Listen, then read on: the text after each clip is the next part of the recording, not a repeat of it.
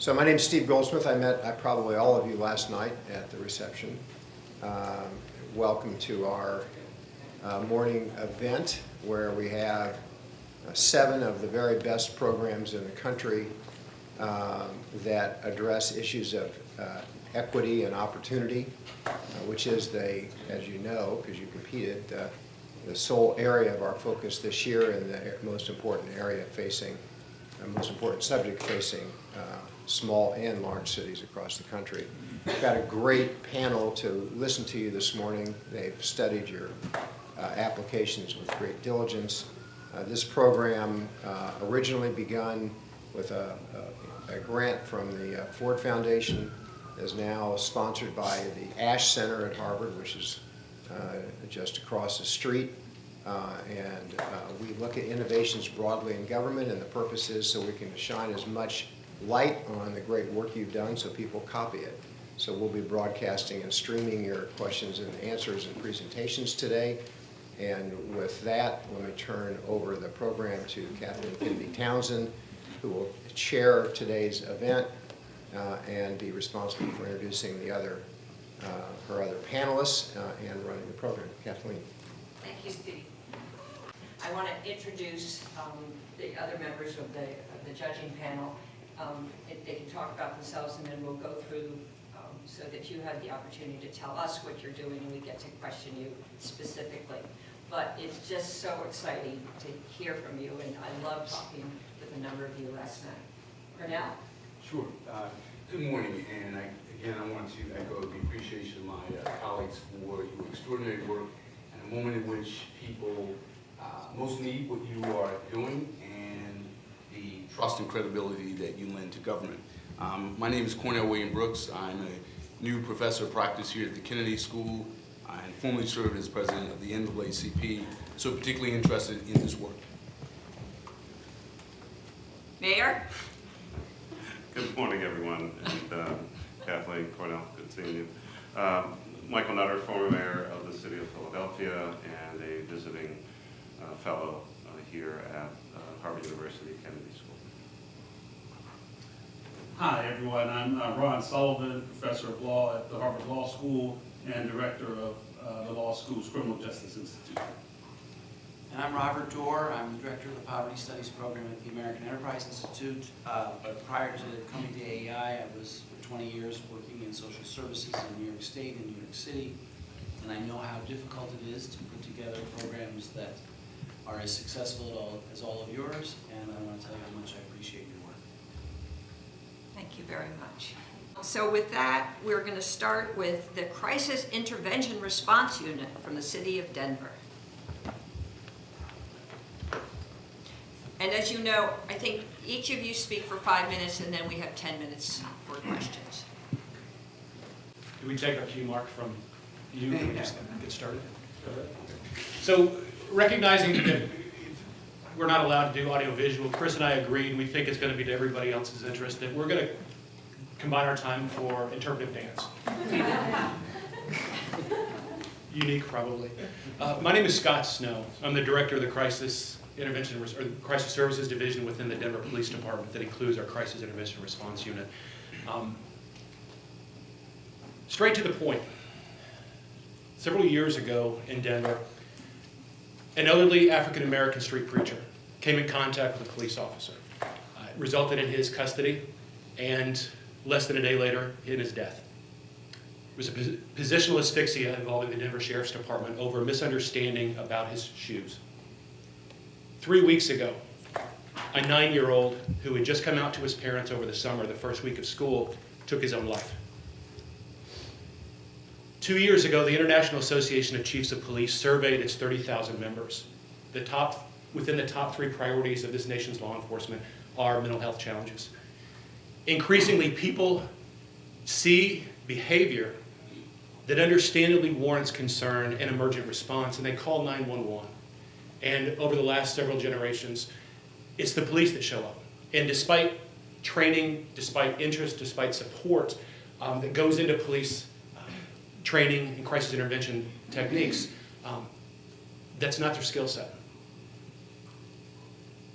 We looked at the issue of mental health needs and concerns. Somewhat uniquely, one of the historic manners in which law enforcement in this country addresses issues and problems is they write policies, they invent protocols, they put together manuals, and then they put people in place to carry out those very detailed and outlined responsibilities.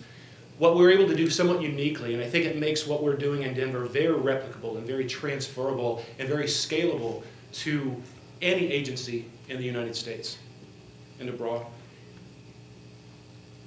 We reversed the paradigm. We said we need some general guidelines looking at some specific outcomes, but we want to be experientially informed. We put clinicians, and Chris will talk more about the clinical side and clinical response. We took trained, licensed clinicians and said, this is what you do. We're going to put you in a car with police officers. We're going to put you in situations where you're receiving calls that typically come to the Denver Police Department or come to law enforcement, and we're going to take your lead in handling how those are best served. The officer's there for safety. The officer's there for additional resources and support. The officer's there also to represent a true community public partnership, that it's not just for safety and security, but the legitimacy that comes along with the community partnership. So the scalability, the replicability, the transferability exists because we're being informed through experience, not measuring adherence to protocol or policy for outcomes, but looking at the experiences literally on a daily basis. There's a post debrief, if you will, almost on a daily basis between the clinician and officers, where they're kind of processing and talking about the encounters, the experiences, and more often than not, it's the officer taking a backseat to the clinician. One of the stats that stands out with the 3,000 plus contacts we've had with individuals with our co-response in the last two and a half years, less than 2% of citizens contacted has resulted in jail or citation. All of them have resulted in some additional outcome that involves mental health support services, including through our clinician that we have in the jail system. So in those cases where custody is an outcome of those contacts, there's immediate support once the individual gets into the jail system and then is released from the jail. Yeah, in April 2016 is when this program started, and when we did it, it was definitely kind of the start of a joke. A social worker and a police officer get into a car, what kind of takes place next? Through that, we were able to kind of create a super creative relationship with the Denver Police Department, the Mental Health Center of Denver, and the local government. We were innovative in how we decreased the low barrier access to mental health treatment, substance abuse treatment, where there was no wrong door, where people had the ability to recover. And it really fit in nicely with Denver's model of a recovery-instilled community that with wellness and a trauma-informed approach, we can actually engage community members. Of the 3,000 plus individuals that we've had contact with, 30% of those individuals that are in formal mental health treatment have a serious and persistent mental illness that is now being treated with community supports. Thank you very much. Does anybody want to make a question? Just a couple questions. So how many officers, how many clinicians?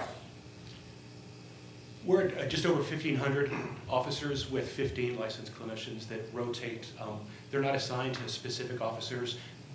At each roll call uniquely with each one of our police districts, they make the determination based on issues that day, which officer's going to ride with the clinician. And we were pretty purposeful with that. We wanted to make sure that it wasn't one identified officer that we were riding with on a consistent basis, that every officer had the availability on any given call to actually have us available to them as a resource, available to them as a partnership. That way it's not, this is a mental health call, let's punt it to the mental health team. We're a collaboration, we're all working on this together. All 1,500 officers have access at any given time to say, I came across this lady, I'd like to go engage her the following day to see what kind of resources we can provide. So, since it would be difficult to put a clinician in every car, to what extent has the presence of mental health professionals with officers affected those who are not with mental health professionals? So in other words, policing more broadly. I think part to answer the question is, it's interestingly created almost a sense of competition with the officers who don't have the clinicians assigned. They've seen the value. I've been with the DPD for almost 25 years, and I've never seen anything integrate as quickly as this group of not only civilians, but licensed clinicians, because the officers see the legitimacy of, based on the outcomes of their work. So it's, instead of people going, don't put the clinician with me today, it's, no, I get them, I get them, I get them.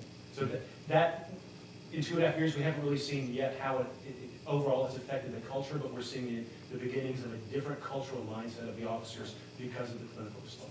And to follow up on that, you mentioned legitimacy, to the extent that credibility, legitimacy give rise to law-abiding behavior, according to studies. Any plans for any attitudinal assessments, in other words, how people perceive the police department related to this program and more broadly? Related to that, we are under a new administration just the last handful of months and are looking at those exact questions through a social harms interpretation, measuring not just dots on maps, the crime statistics, but what are people's sense of safety, people's sense of, and that's definitely going to be one of those tied into the mental health response, not just criminality. So really wonderful program. Thank you guys. My question has to do with lines of authority and what your experience has shown. So let's say there's an emergent situation and it's ambiguous. It presents as, well, it could be mental health or it could be a safety concern. I'm wondering about the too many chefs in the kitchen problem. Who decides which area, which response? And I think that's been the fascinating thing with this is we initially thought it would be more of like this is legal or this is mental health, and it truly is a collaboration with the officer on scene to be able to identify what it is that can be the least restrictive environment for that person. Obviously based on what the legal ramifications might be, we are actually able to kind of work with them and say, this is substance abuse related, it's low level, this is someone that is actually wanting treatment and needs treatment. Jail's not gonna solve that, so how do we collectively get them to the right place instead of using the jail system as a de facto sobriety kind of option. On top of that, we know pretty, based on history with an individual and going to that situation, who's gonna take lead. We know some individuals don't do well interacting with police officers. They have historical trauma attached to that. So we can sometimes be the front end, easy access. I don't wear this when I go out on the streets. I am very plainclothes, easygoing, and able to meet that client exactly where they're at. Being able to sit on a stoop with them, being able to just kind of listen to them, and I come across in a very non-threatening way. But with that partnership, we're able to bring the law enforcement into and introduce them as an individual to the community that's trying to help them as well. So we really try to formulate and maintain that relationship even when we're engaging with populations that might have a historical with police. In a brief example, within the first month, we're still kind of figuring out what that exact question, kind of deference to authority, deference to role, depending on how things are presenting in real dynamics.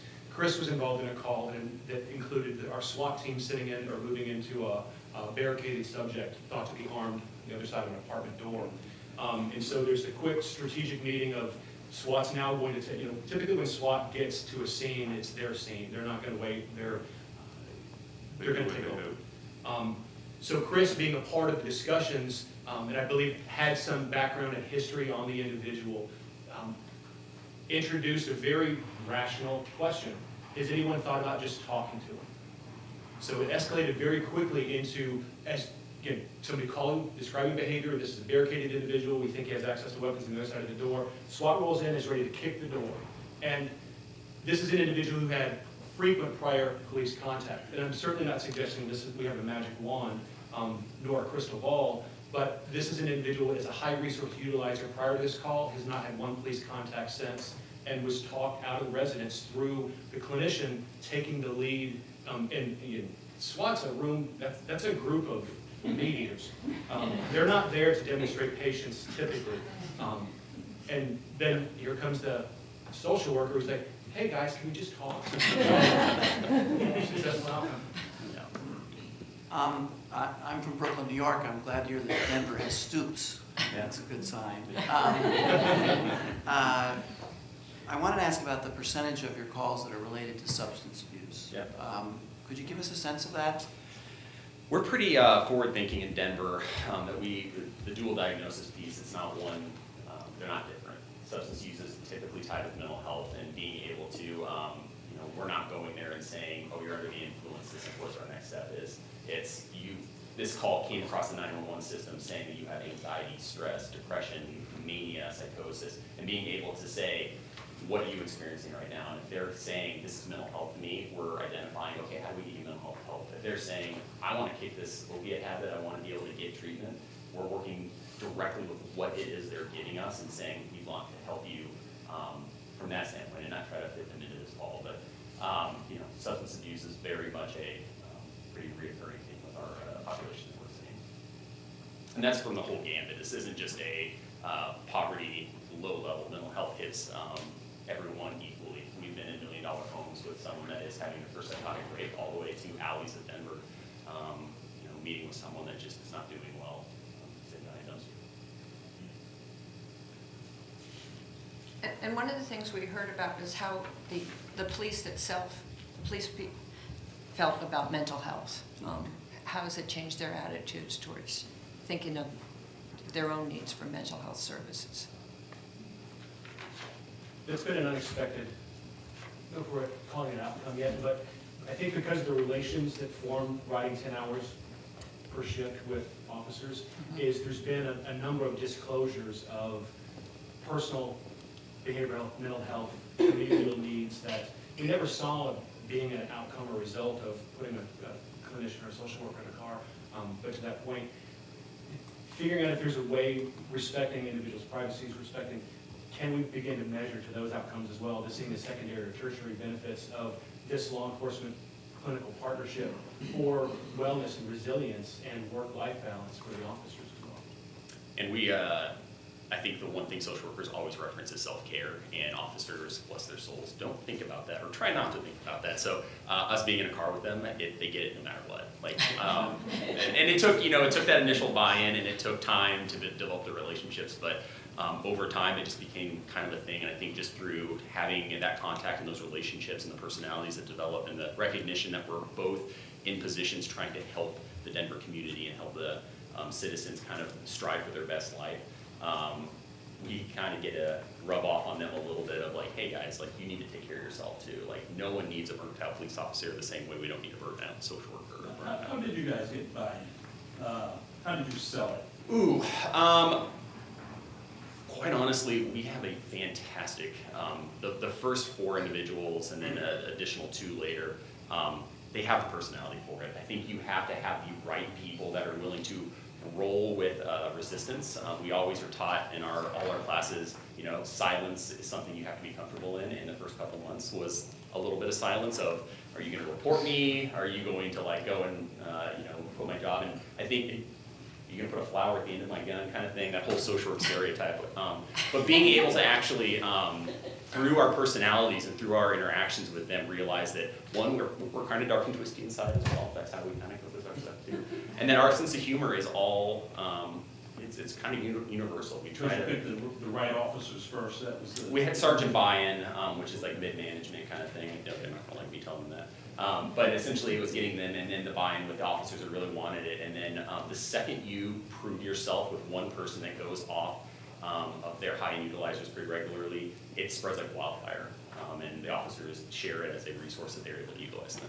That certainly advice I'd give to any agency is being selective of the officers who are going to initially pilot or start. With our background in CIT training, about 99% of Denver police officers are trained 40 hours of CIT classes. So going to that initial sergeant and getting their buy-in theoretically, then introducing to the right personality. We did definitely screen for the right personality for our clinicians, recognizing the law enforcement environment they're working in.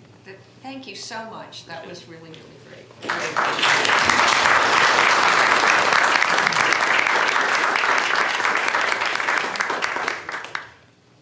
Next up, we have the Army Career Skills Program.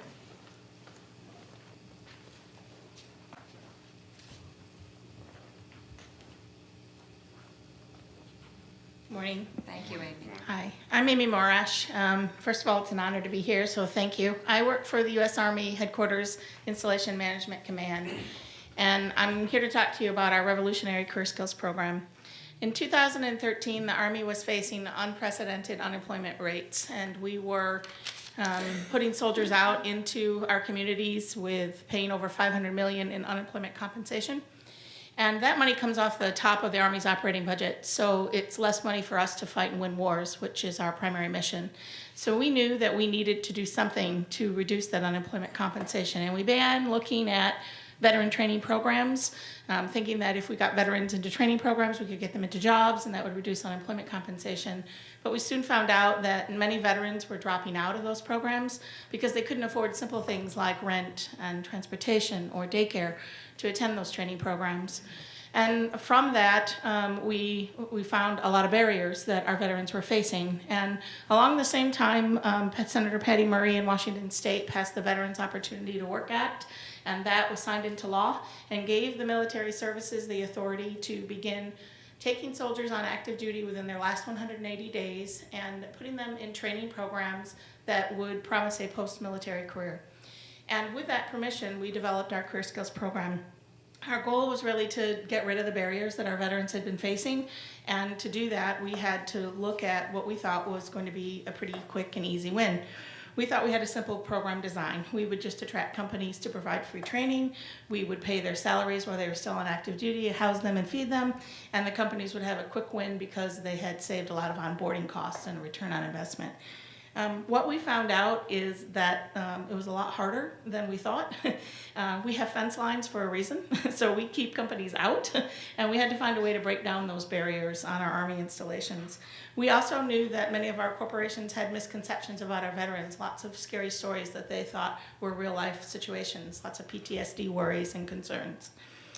So we had to focus on breaking down those barriers, and then within our Army we had a culture that was fighting and winning wars and training soldiers for that, not training them to leave. So we had a lot of barriers within the Army that we had to break down as well. And when we started doing that, we found that if we focused on what our soldiers did best, which is the skills they bring to our corporations, that was really the answer. Things like discipline, showing up early, being drug-free, working late, working in teams, reading manuals, all the things that we teach them to do, being creative and finding out-of-the-box solutions for corporations. And from that, we started to develop partnerships, and we created a really amazing partnership with the Microsoft Software and Systems Academy. And with Microsoft, we were able to have Microsoft work with a university partner and suddenly changed how that university delivered its curriculum to meet Microsoft's training needs. And there was lots of training and changes that had to go on in that world.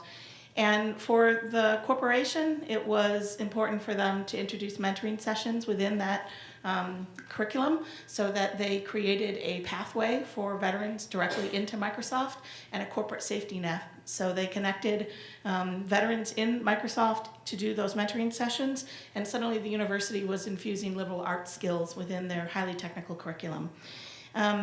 For us in the Army, the success of that then meant that we were creating within the Army a soldier life cycle model. So we were looking at soldiers across their life cycle as opposed to just when they come in or when they leave, and creating ambassadors in our communities, on our university campuses, and helping us recruit our next generation of soldiers. So if you can tell a good story when you leave the Army, you're going to recruit a soldier to come into the Army, and that's what we wanted. Our unemployment rate dropped to about 100 million this year. We're very proud of the success we've had in this program, in part due to this program.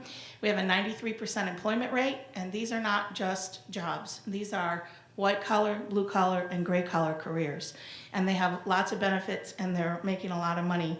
We focused our Career Skills program on high growth labor markets. So we looked to transportation, computer science, construction to logistics, automotive technology to hotel and restaurant management, to financial management, to manufacturing, and to engineering. We also knew the program model could be replicated, so we started sharing what we were doing with our sister services. When we did that, the Marine Corps, the Navy, the Air Force followed suit, and all of them have programs in the Career Skills today. We also began looking inside our federal programs. So the Department of Veteran Affairs was a big partner for us. They had a huge processing problem with their claims, as many of you probably read in the newspapers. And they needed people to come in and work and become general servant or general federal employees, such as myself, working in the VA. And also the Army Corps of Engineers needed lots of folks on their projects. Thank you. That was very quick and to the point, I have to say. Thank you.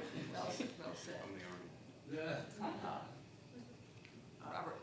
mentioned one corporation, a very prominent one. How many corporations are partners in this endeavor? So we have 153 programs right now, and about 3,000 corporations that partner with us or partner with our partners. So we soon found out that many of them could partner with our big companies. So Microsoft, for example, partnered with 500 companies by 2020. Many of them are their competitors because not everybody could go to work for Microsoft. Thank you. One of the things I thought was interesting was how you asked the soldiers themselves what they were interested in. Mm-hmm. And can you describe how you did that and how they, when they figured out this is what I want to do, what were the things they'd want to do, and then how they would be trained to do what they wanted to do? We kind of found that out by mistake. I mean, we really thought that people that, and I'm using the Microsoft example, but that they would go into coding because they were computer engineers in the Army. And what we found out is they were cooks, emergency medical technicians, they were linguists. To them, it was just another recipe, just another body system, just another language. And we found out they had these really amazing transferable skills that I think we didn't really always appreciate were there. And so we began, when we started counseling them and working with them about what is it you want to be when you leave the Army. It wasn't necessarily looking at what they were doing currently in the Army, but what they wanted to do. So there was a lot of emphasis around what are you good How at? did you figure that out? We used the backbone of our post-secondary college advising programs. So we had them sit down with college advisors, professional guidance counselors, to make determinations about what it is that they would be good at and what they would love to do. But what really happened, I think, is that programs would run with certain start and end dates, and if you were getting out after a program began or before, and you couldn't line up with those dates, we had problems. So we found an authority that allowed our soldiers to travel from one location to another to participate in a program, and that was a huge effort to get an exception to policy for that, so that they could pursue what they wanted to do as opposed to just what was available. You alluded to, you touched on some of the perceptions Mm-hmm. that some of our very brave men and women in post-military service. How did you overcome that particular issue with the companies, and are there any services that follow the soldier into the workforce if they are having some challenges? Absolutely, and the best way to really overcome a barrier is proof of concept. And so once our soldiers got out into these many corporations, they came back to talk to their buddies about it, so that brought more people to us. And the corporations started standing up and saying, holy cow, we've been looking for people with these skills in this workforce for a long time, and we found them. We can't get enough of them. How can we get more of them? And they suddenly saw the transferability of skills that we knew they always had, or at least the quality of their skills. So they started talking to one another. And we just had a few very successful programs, and it just caught on like wildfire. We also had 6 region coordinators who had multi-state responsibility, and they really spread the news from one location to another to help replicate the program, and then reaching out to the other services as well. I think many of those corporations, like the example I gave with Microsoft, wanted to create a tribe within Microsoft of like veterans that could support one another. That was a whole corporate change for them. They had to go through identifying who was a military veteran in their organization and then bring those people together in a meaningful way. You hear corporations like Starbucks talk about a name tag for the baristas that has a little marking on it that indicates that person is a veteran of the military services. Things like that started to grow as a result, I think, of this kind of growth and success. Yeah. Go ahead. So the Army has long used diversity as a avenue for meritocracy. You've been very successful with the construction trades. In terms of measures of diversity, women, people of color, getting them into the construction trades, do you have any data on that, or can you speak to that? Yes, actually, many of the corporations in the construction industry or in what we call highly skilled trades are really hurting for women, for females. And so many of our corporations have come to us and said, we want to do female-only training programs in those fields. But finding the individuals that want to work in those fields has been a challenge for us. And they're really good at it, but it might not necessarily be what they want to do. The other thing that I think we know is that the Army is a really wonderful cross-section of what our society really looks like. And so we were putting people out of the Army of every ethnicity and race and age, of every rank, and all of them faced the same struggle. If they couldn't find something in 6 months, they started to fall, and they fell really hard. And we had a lot of social problems as a result of that. So creating these ambassadors in our communities really helps us bring in that next generation. I hope I answered your question. I think that we also have programs that have decided that they want to branch out to support military spouses, most of whom are female, but not always. And their efforts are really, hey, if the military service member is transitioning, so too is the family. And if they're going to move to a new economy and a new location, we want to employ that spouse as well, because we don't want the problems of homelessness or difficulty paying bills. One of the, is I thought one of the fascinating aspects of the proposal is that you guys have figured out how to resolve a tension. And the way you put it, training an officer to leave the military versus training them to fight and win wars while they are there. And that really struck me.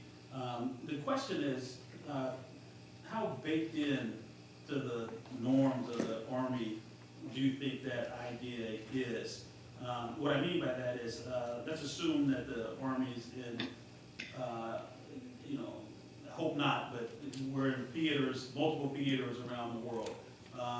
Will there be a tendency to shift that back to, well, we need to more focus on fighting and winning wars and not so much on, or you guys have other byproducts? One you said was, well, they go out and say good things and more recruitment.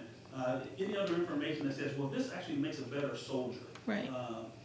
So our commanders understand that the Army has to pay unemployment compensation, and it comes off of their training budgets. And they want to have a lot of money in their training budgets. So there's an incentive there for them to reduce the unemployment compensation, because that just adds more money to operating revenue. But in addition, this military life cycle model really grew out of this problem to help commanders understand that there was really value in taking care of a soldier across their life cycle. And so from the moment they enter the Army to the moment they leave, looking at them as someone who will transition. Right now in 2018, we have about 75,000 soldiers leaving the Army. We're leaner than we ever were before. Our strength is only about 470,000 military in the Army. And because we're leaner, our commanders face a lot of pressure to keep somebody right until the very end when they're going to get out. And so helping them see that there's also a value in training them and training the next generation of recruits is really important for us. And so we did that within the military, but it's a constant struggle because our leadership changes every 2 years. So we're always going out and talking to command teams on every one of those 76 locations where we operate this program. In addition to the kind of promise of a job, do any of the programs also provide a certificate of some kind for completion of the training so that it could be used for another employer or later in their career? Yeah, so one of the things we purposely tried to do was focus the Career Skills program in a niche that wasn't met. So we have a lot of college programs that help soldiers get degrees, as I know you're familiar with. And we also have just introduced the first voluntary credentialing program for all the services. So that's another camel on my back. And the Career Skills program did have a lot of industry recognized specific credentials within their training program. For example, OSHA would be a great example, right? Some of those are unique to the industry, and some of them have more broader certification capability. And so we had, for example, people who were 88 mics, which are our truck drivers, who wanted to stay in the transportation industry and drive a truck. And so bridging that gap has been something that we've been extending the Career Skills program to do. But initially, it's not really been its focus, because we say if soldiers want to get those credentials in a voluntary way, let's give them the resources to do that. This is to connect them to a career. But yeah, they get credentials that they can take with them. There's another group that is transitioning from one environment to another that's completely different, but faces similar challenges in getting into employment, and that is people coming home from corrections facilities. Yes. Do you think this is applicable in that world? It's fascinating that you say that to me because it's one of the conversations I had with my boss before I left. That to me, incarcerated non-criminal offenders are in fact a population that would benefit from this type of program extremely well. They're, of course, in a contained environment. They can have structured training. It's leading to a career when they get out. There are many industries that need that talent. And there's a scheduled departure. And there's a scheduled departure. So I think this is, this program has a lot of replicability. I was talking about youth programs as well. So Well, thank you, Amy. Thank and you. Congratulations for your persistence. Thank you. And also talking to all those commanders, I know. It's not easy. re-educating them. Yes, that's right. As We well are. as your soldiers every year. Yes, that's right. Kudos Thank to you very much.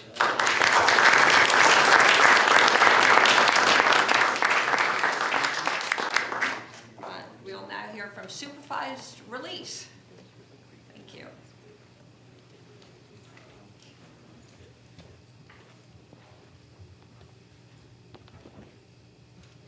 Good morning, everybody. Good morning.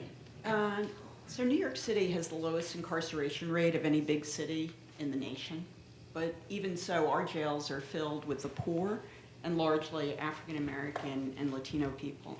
And they're held in by a broken bail system in which money holds the keys to the jail. For the poor, bail of $1,000 could just as well be $1 million. And this injustice has magnifying effects. People in jail are more likely to be convicted, they're more likely to be incarcerated, and even short stays affect a life course, whether you get a job, whether you can attend to family needs. And government here can be a force for good, but to make it work, you have to deal with this crazy quilt of multiple agencies and nonprofits and others to unite them towards some kind of common goal to get the things done, and also to survive the bumps along the way that you're going to encounter. Supervised release managed to crack that code.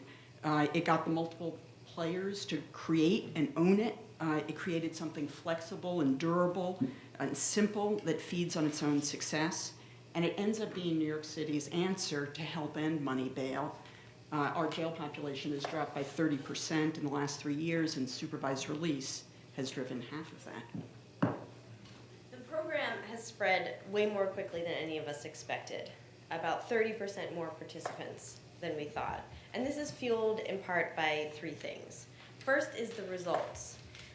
People show up to court, and about 89% of them have made all of their court dates. Also, they're not committing many crimes. 92% of them have not had a felony rearrest while they're in the program.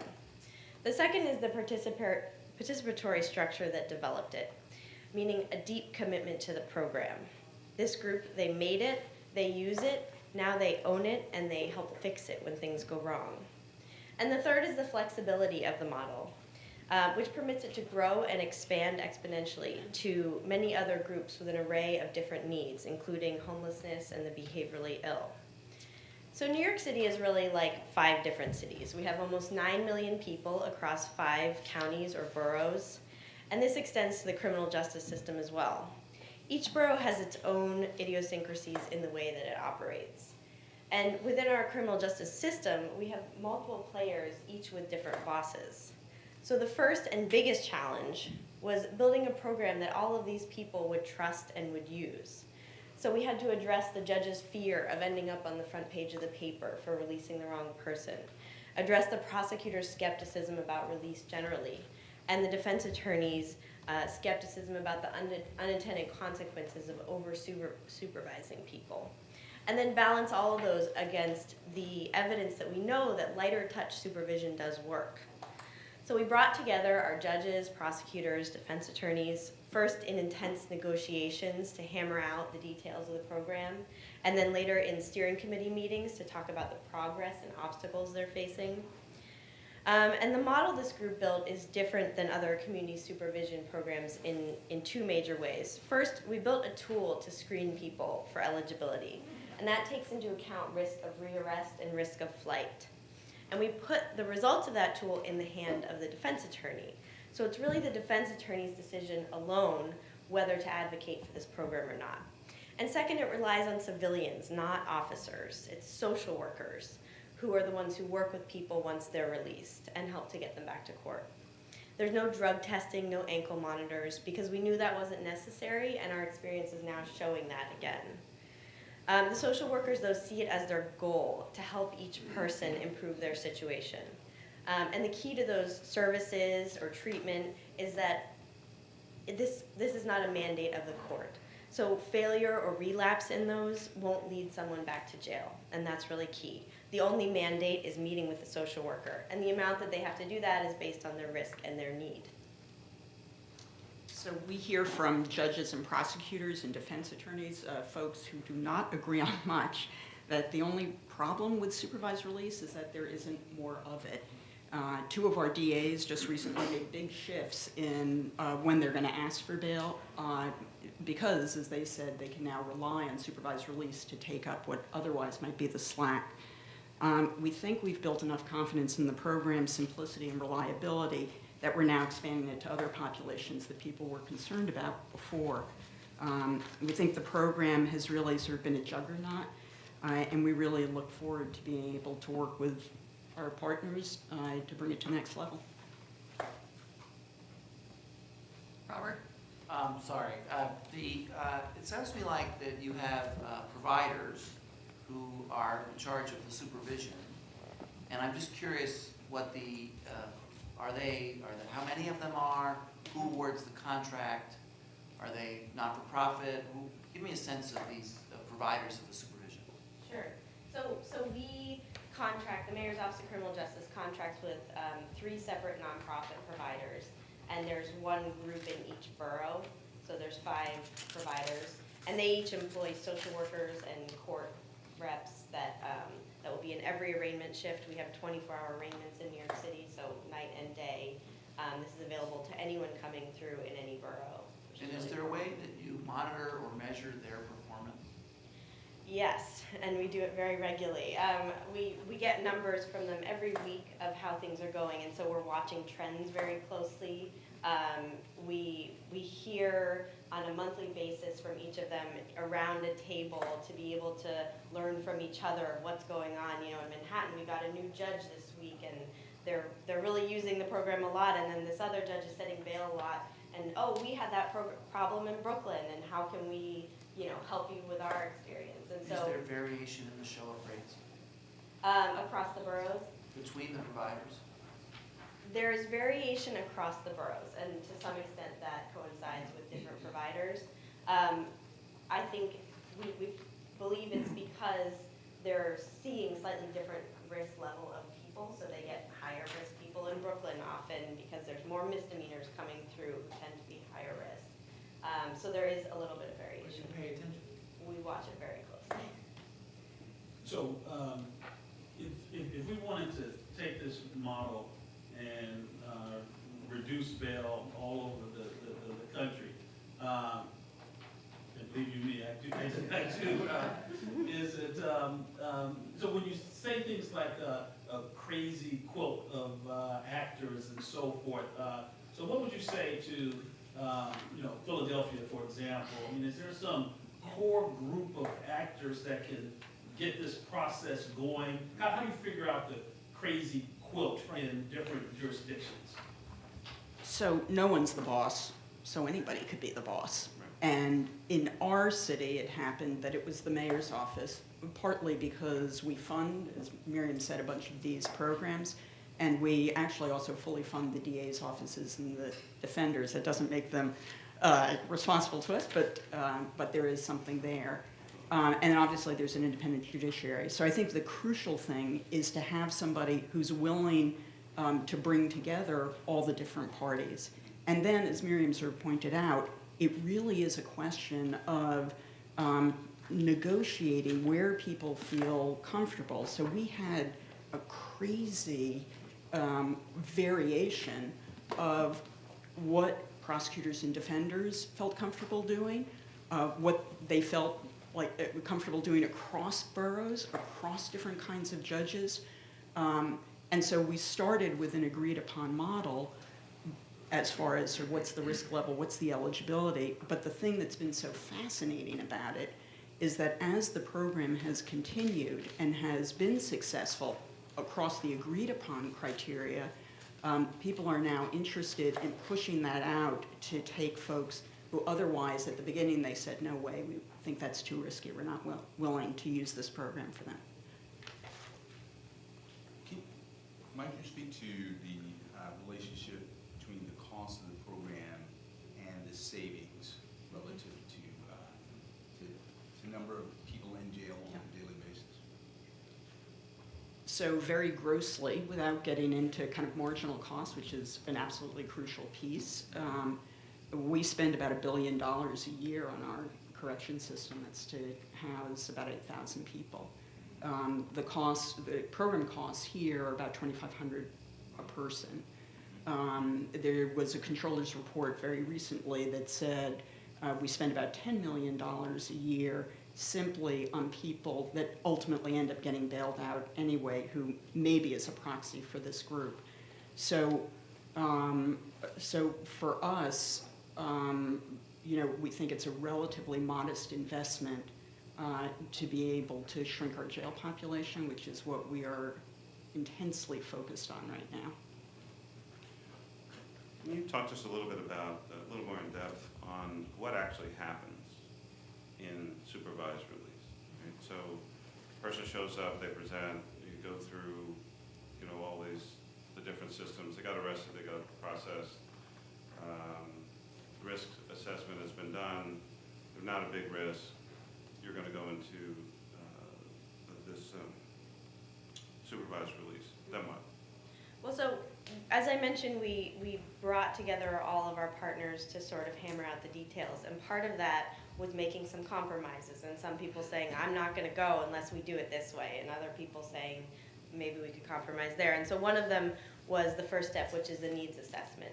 And so judges felt really, seriously, we need a needs assessment at first. So the first step, we use validated assessment tools to really understand where this person's coming from, where their need areas are, and they will have that assessment within 24 hours of leaving court. So there's not that time to sort of disengage and forget. And so they'll have a needs assessment, and then they spend, the social worker will decide, okay, here's your risk and here's your needs.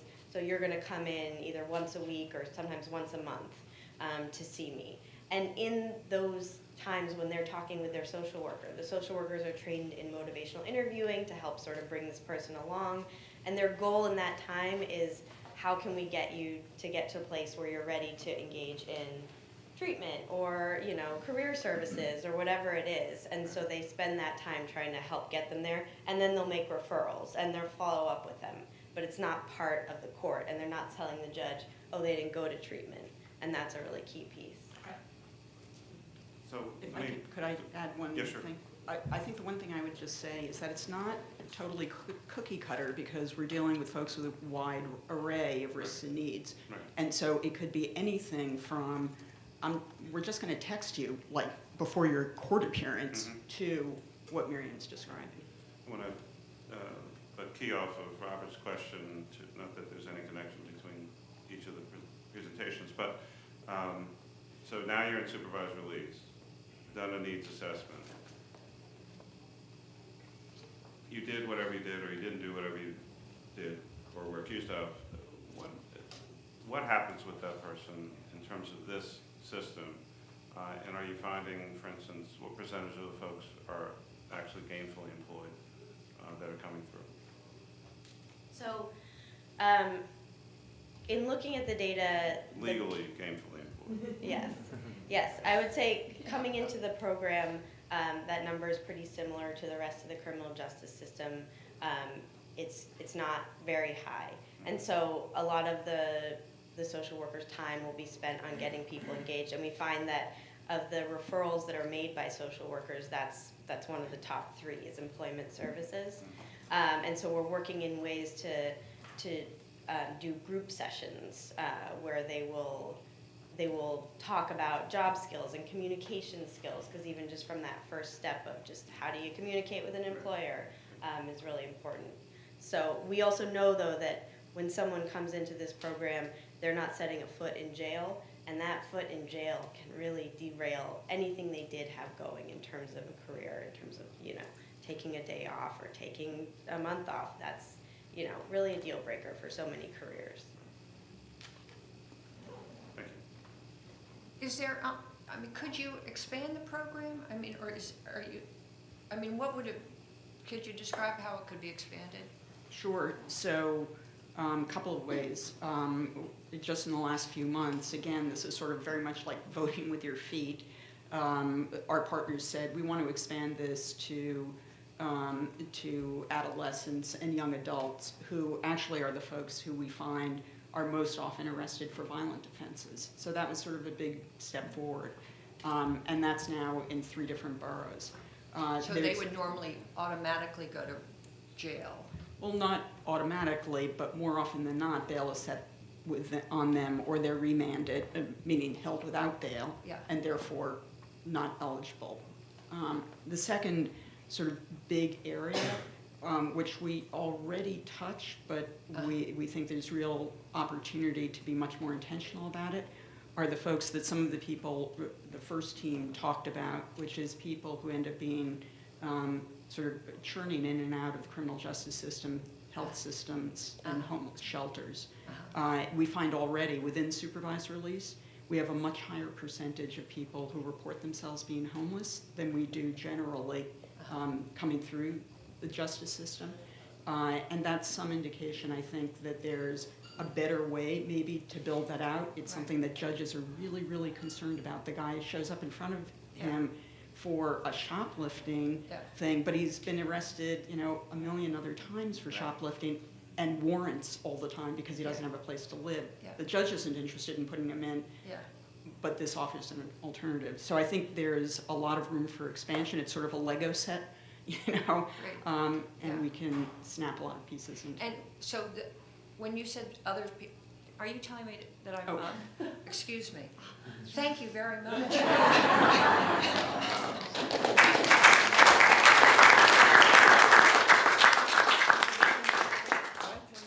Okay, terrific. Oh, that's so great. Thank you. Okay, Works Wonders, the state of Rhode Island. Woo.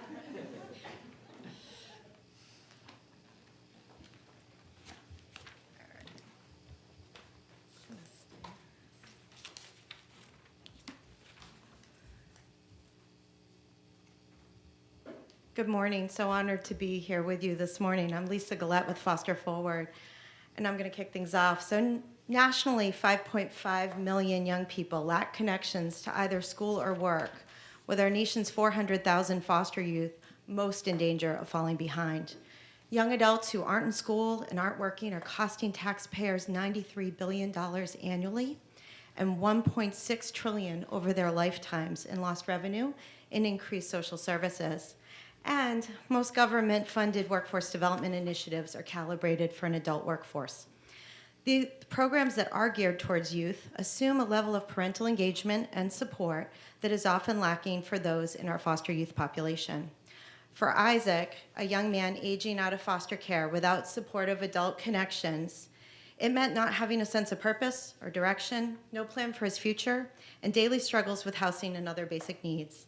Works Wonders is a unique and innovative public-private response to this need.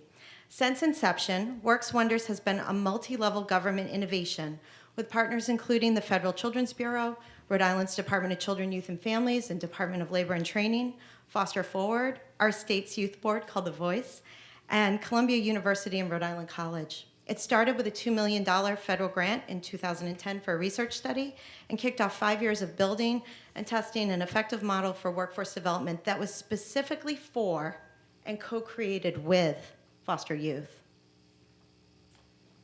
My name's Heather Hudson. I'm the executive director of the Governor's Workforce Board in Rhode Island, and we started this program. Several years ago, Rhode Island was one of the hardest hit states with the recession. We had an unemployment rate of high around 12%. We're now around 3%. But that was because of our strong political leadership from Governor Gina Raimondo, who said from day one, we need people to get jobs. And she didn't mean just the average Rhode Islander, she meant everybody. That includes our foster youth population. So we started Real Jobs Rhode Island, an industry sector-based partnership, bringing in manufacturing, the marine trades, construction, the defense industry, the tech industry. And we started that, but then we realized our foster youth, our homeless youth, all these other folks were getting left behind. We created Real Pathways, and we started supporting Foster Forward to specifically target our foster youth population, which now I'm so excited that is getting connected, like Isaac, with the manufacturing industry and the construction industry, so that it's not just what we used to have was a train and pray, and we're gonna train you, and then we're gonna hope that you get a job. Good luck. Didn't work so well. So I'm gonna hand it back to Lisa. So our public-private partnership with the Governor's Workforce Board, together with the really unique approach and design of Works Wonders, enables us to effectively bridge the gap and successfully engage and connect the underserved population of foster youth. We credit the fact that foster youth were involved in every aspect of our program design and delivery, and they helped us on the front end identify those key barriers that might otherwise be impediments to their successful participation. We knew that the biggest predictor of future employment is past experience, and our 5-step model was designed to help foster youth build the relational competencies and agency that they need to start climbing their career ladder. And it worked. The research study showed that Works Wonders participants experienced a 37% increase in employment, and we had an 83% completion rate. So because of the successes, we doubled our investment with Foster Forward. We are now funding them at $400,000. We started at $100,000, and we've seen an 80% success rate with this partnership specifically. Now we're excited about connecting these youth with apprenticeship models. We just won a $6 million federal grant that we want to connect our foster youth with. In Rhode Island, we have the ability to scale. We got computer science into every single school in the past year. So we're excited about helping every single foster youth not just get a support service, not just get a training program, but actually increase their wages, get them onto a career path, get them an education. So it's not just a one and done. And the second thing that I'll add is that we include the foster youth folks and the Governor's Workforce Board statewide career pathways effort to include them at the table when we're working with the Department of Education to say, what are you doing, Department of Education, to make sure these kids aren't dropping out of high school? What are you doing, post-secondary education, to make sure they're getting those college degrees? Thank you. All right. No, You it guys was are a great. great last word. Certain level of enthusiasm. Yes, I got that. So how did you, I have to say, very seldom have I heard about successful foster care programs. It's very, very difficult, I've found, over the years to run. So I congratulate you for focusing on that sector and doing a good job. How did you get to that 83% rate? You know, we really engage young people directly in the conversations that affect their lives. And it starts by following through with promises delivered. You know, Like if we when you say engage them, is it one-on-one or is it in groups or? both. I mean, we go out, we have a contract with the state, so we're going out to see every young person in foster care when they turn 16. And we're doing a holistic youth assessment, and then we're engaging them, and we're giving them opportunities throughout our programs to build assets, save, match. I mean, we're helping them solve problems, and we built in flexible funds into the model so that we could be responsive to their needs. We show them that respect, and in turn, So you they're start when engaged. they're 16 years old, so they're still in foster care, and you say, now you've got to think about what's going to happen when you turn 18. Do you have a job? Do you have a plan? And do other places start when they're 16, or is that unique? I think that other states do workforce development. I think the challenge has been it's historically funded through a Department of Labor and Training, and the onus is on the young people to get to the front door of a different system. we've bridged the gap to say we're going to bring workforce development specifically to this population. The other thing is that nationally recognized programs like Year Up, who have had great success, they have minimum standards. You know, we start with no literacy, no numeracy requirements for these young people. We're truly meeting them where they're at, and we're closing race equity gaps because we're serving the most disconnected young people who often are disproportionately represented in foster care and underrepresented in the results that we want to see. So, just right underneath Kathleen's question, I want to take you back to what drove you to do this in the first place? I mean, again, this is just often a population that either A, most people don't pay that much attention to, B, to the extent that they do, we have a system, we have a program, it just runs, it is what it is. I think you that's, all have yeah. attacked this. Yeah. I think it's the beauty of public-private partnership. Foster Forward's an agency whose mission is to empower lives impacted by foster care. Our historical challenge was providing workforce development and onboarding 16-year-olds to work, and the existing system didn't work. So we forged a different path together with Heather and the Governor's Workforce Board, and the innovations from the state. Now employers get workforce incentives to hire and retain young people, so there's benefit on that end. And we've been able to benefit through the investment of job development funds, which are flexible payroll tax dollars that are a lot more flexible than the traditional funding streams of WIOA in being able to meet young people where they're at. So it's truly this dynamic partnership that's enabled us to do this. So you've had a little time. Have you been able to track high school graduation, college degree acceptance, or employment, or certificate programs, et cetera, et cetera? Again, always concerned about great start.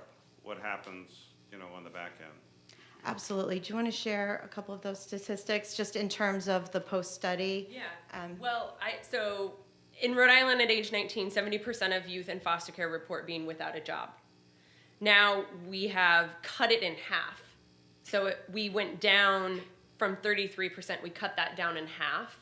So we know that it's working with the groups that we've been working with. The other thing that the Governor's Workforce Board is doing is investing in a P20 workforce dashboard that we will then be able to track our investments in students that have been impacted through Foster Forward and the Works Wonders program, and track exactly, as you said, high school rate, college enrollment, their wages over time. So we have the ability to connect and bring all those partners together, not only on the day-to-day and on the programs and the investments, but on the data side, we're leading the way to connect and hold ourselves accountable as well on that. And also just to your question about education, we are finding that a good number of the young people we're serving are coming to us without a diploma or a GED, and we've brought the GED classes on site to provide that. So mine is actually a species of the last two. And Well, mine came from Kathleen. Last two questions. And, because oftentimes really fascinating ideas have this underlying nugget of just simplicity. You try to say, of course, this should work. What are the sorts of roadblocks that prohibited something like this from being implemented before? This is really a replicability question. Why isn't everyone doing a public-private partnership like this with this population? I think one of the historic barriers I referenced, the WIOA dollars, we were dealing with a population that was so disconnected that it was very hard for us to plug into those dollars and serve them in the short period of time that we would have to achieve a major milestone like high school graduation.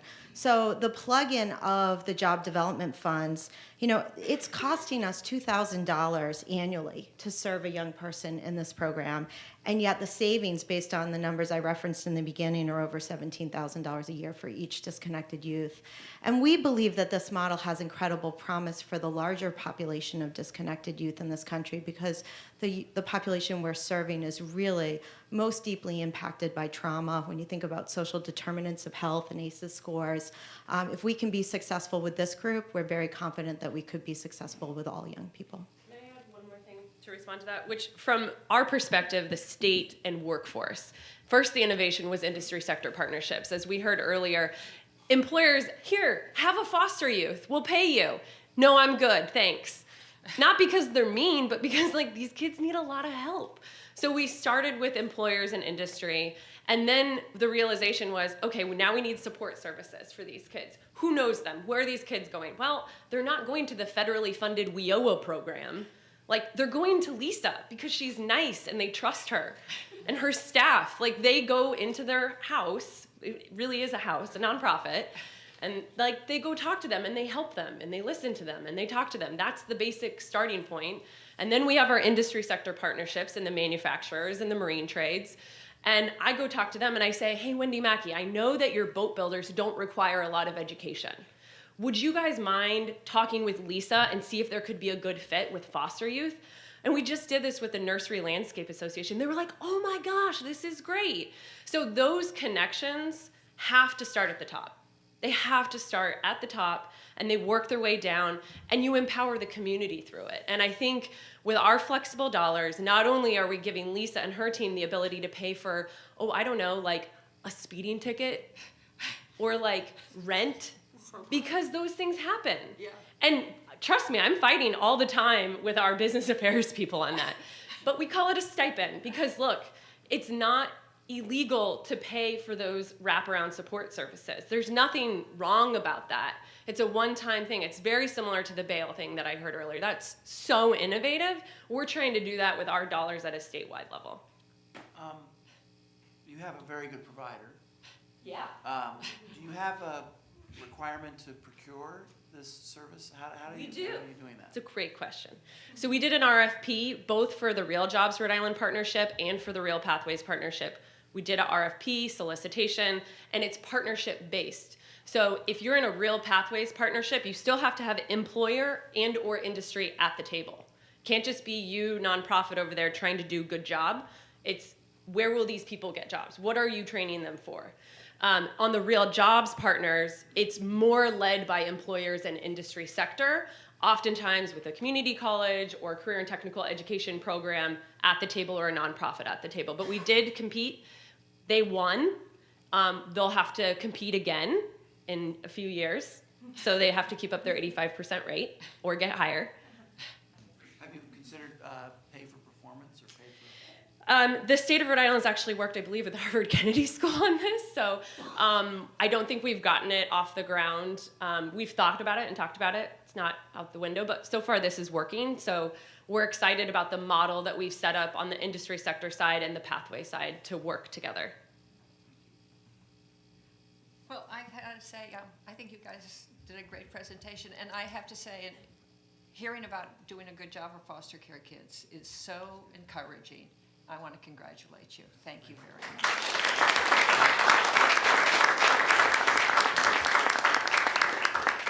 Now we're going to get to hear from San Francisco, who we heard from a few years ago about one of their excellent programs, and they've come back and they have another one on financial justice, which is a really important program. Jose Cisneros, who's the treasurer of the city of San Francisco. Thank you, Kathleen. Hi, everyone. I'm Jose Cisneros, San Francisco treasurer and tax collector. Usually the popular part of the title. Fines and fees are a fundamental part of government.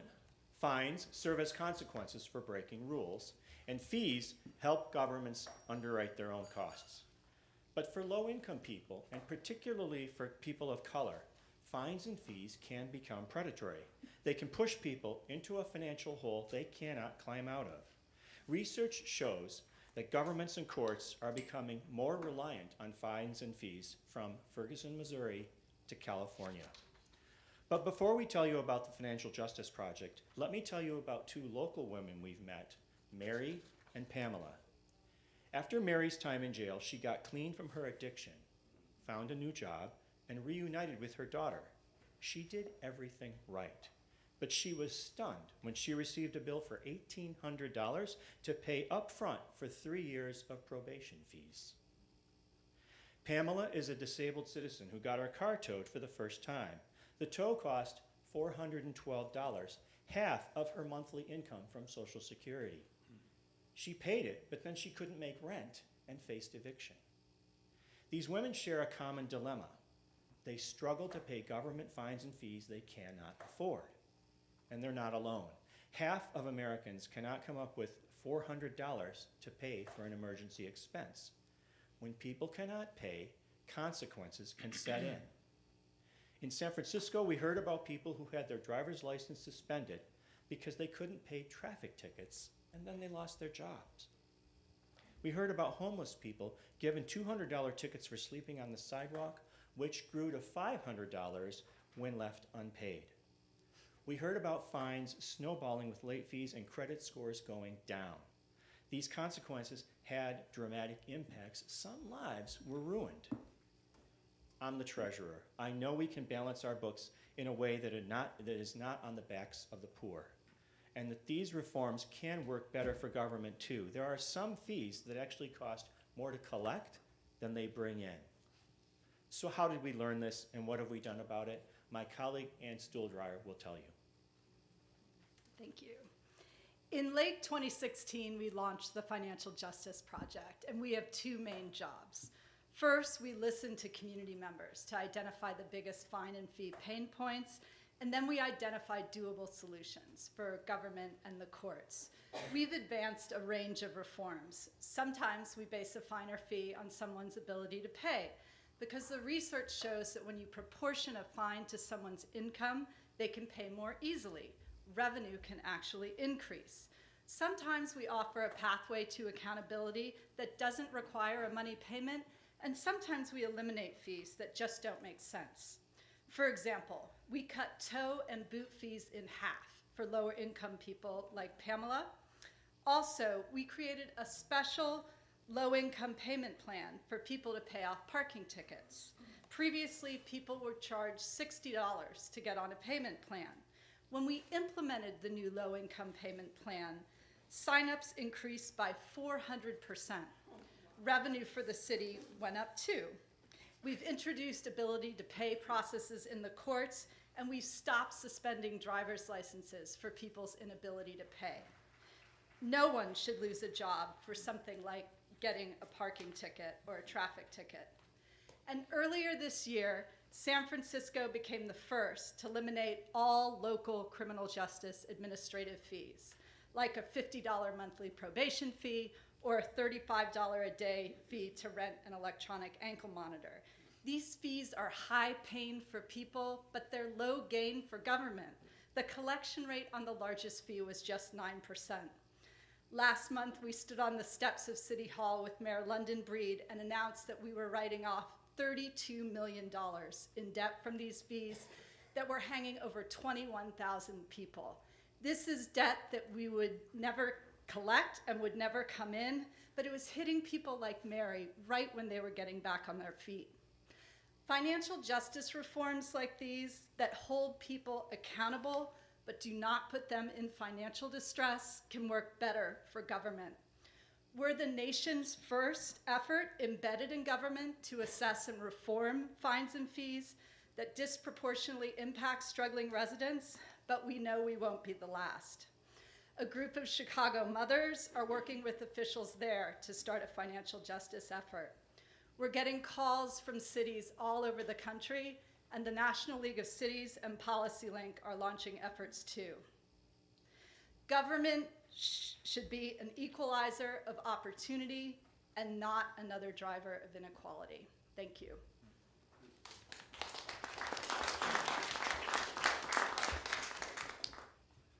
So I'll start it off. First, thanks for what you're doing. It's absolutely wonderful.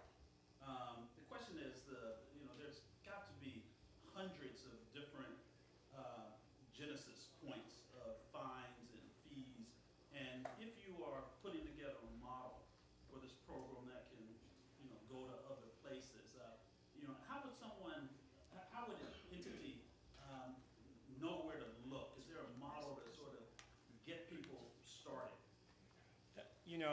We started this effort with a 6-month task force, the Fines and Fees Task Force, because I think you're exactly right. The landscape in every city, county, and particularly every state very likely is quite different from everywhere else. So we actually combined in this task force members of our community, legal aid folks, defense attorneys, as well as government leaders, district attorney, public defender, sheriff, the mayor's office, and all of us together talked about what was going on. So that really helped describe the landscape of where the harmful fees were impacting folks. And I will follow that up with what it also really showed to us is that many of us on the government side, were very unaware of the unintended consequences that many of these fines and fees were creating. And so one of the great things that Ann and the team worked on was to work actually with our mayor's budget office to create a citywide inventory of all of our fines and fees to really get to the essence of what are they for, who's paying them, and what's the impact we're seeing. On the, so again, similar to a question I asked earlier, what was the genesis of this? I mean, the two individuals you mentioned, people complain. I mean, you know, somebody's complaining right now, I'm sure, in San Francisco or Philadelphia that, you know, the sun is too hot, it's too cold, it's wet, whatever. I mean, people complain about all kinds of stuff. So, so the genesis question is the one, and the second is on the politics of this. You're talking about writing off, on the one hand, $23 million taxpayer money that you were never going to collect in the first place, but how was that received out in the public? Because, I mean, I understand that dilemma.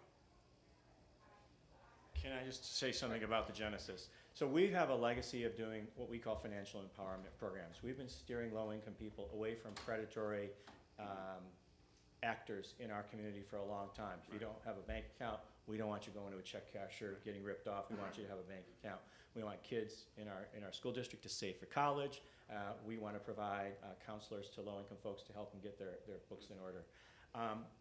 That work educated us a lot about what is happening in our community, but what Ann and others really helped us understand is where are we, the government, impacting people in a way that can turn predatory, and that really was the genesis of where we were coming from. Yeah, and I just wanted to say there was also a coalition of community groups that had formed called Debt Free SF, and they were calling out, people getting their license suspended because they couldn't pay traffic tickets, and then they were losing or couldn't get a job. Homeless people getting tickets, people exiting jail with all these fees, and it just didn't make sense. Right. It's the ripple effect. Exactly.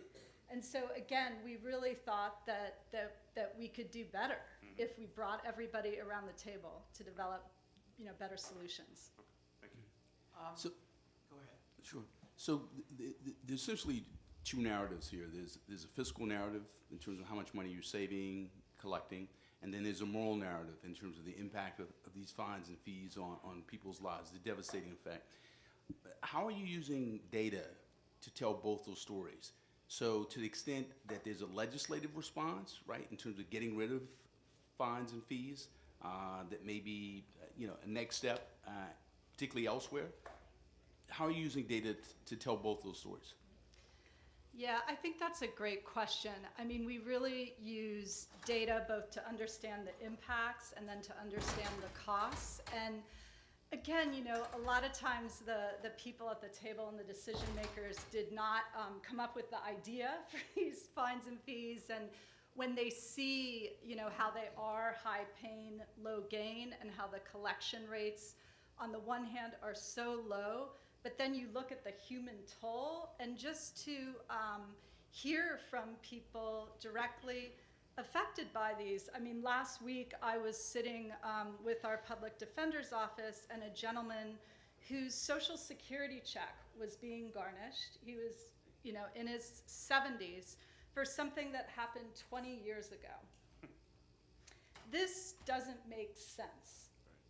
And so I think it's both of those real human experiences and this data that point us both in the same direction for reform. So in terms of the data, having a profile of essentially, people who are captives of these fines and fees, like a data profile, a person looks like this, they go through these kinds of challenges. Do you have that kind of data? That's a great question. You know, the data, to be honest, a lot of times has been very hard to get. You know, and incomplete. You know, like what is we know what our collection rate is, what's the outstanding debt, and what does that mean for people? How many people have had their credit scores impacted? How many people have had their driver's license suspended? We have some of that, but through this process, we've been able to learn the importance of gathering that data, and sometimes it takes a while and it takes a lot of persistence. It takes a lot of cross-collaboration between the counties, courts, and the city, but we can get a better picture. I wouldn't say we have the perfect picture yet. Sure, thank you. One of the solutions you've come up with is ability to pay. How do you determine that? Sure.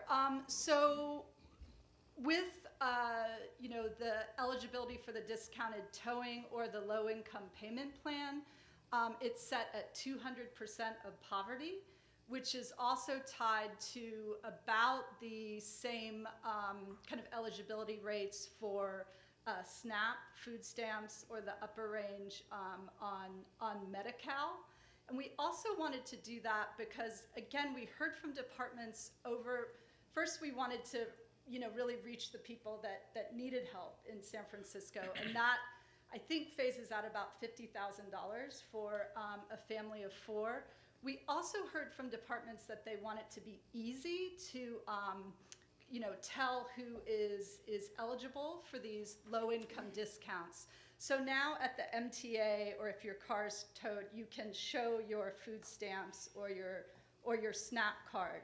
We also heard from a lot of departments that wanted to offer discounts, but again, they didn't want to be collecting pay stubs or figure out, you know, who's eligible. So we have worked with our Human Services Agency to develop an income verification system because they have qualified so many people for means-tested benefits.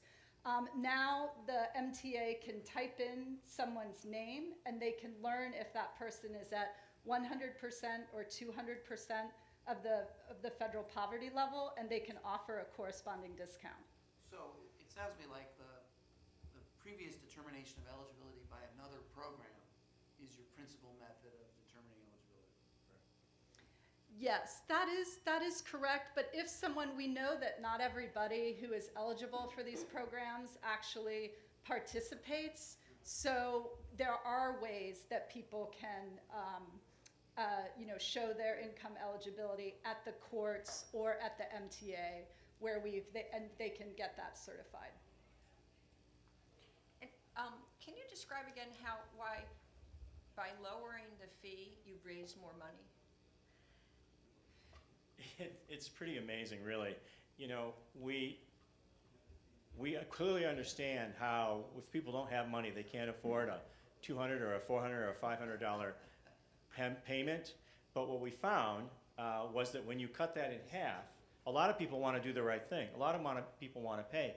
So what happened was when we actually cut those costs in half, I think the number of people paying went up by 400%. Yeah, and I can describe specifically at the MTA. I mean, that's a stunning statistic. Yeah. And So I think it should teach a lot of people about what the fee should be, Yeah. which people will pay if they get actually more money if they make it a lower fee. So it's so interesting because when you cut that $60 payment to Yeah. get on a payment plan, Yeah. and then they also cut the late fees, which double the price of the ticket, it gave people a sense that they could actually pay. Yeah. So for instance, I was just a few weeks ago speaking with this woman, Dana, who was unfortunately living in her car, had racked up a bunch of tickets. It was about to get towed.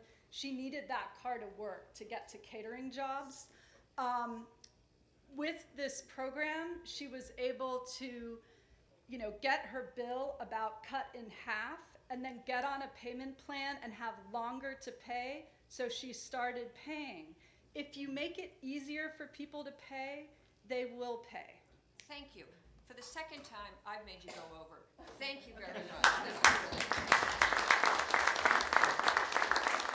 Thank you so much. And now we get to hear about the Alaska Native Science and Engineering Program, which I was lucky enough to hear a lot about last evening.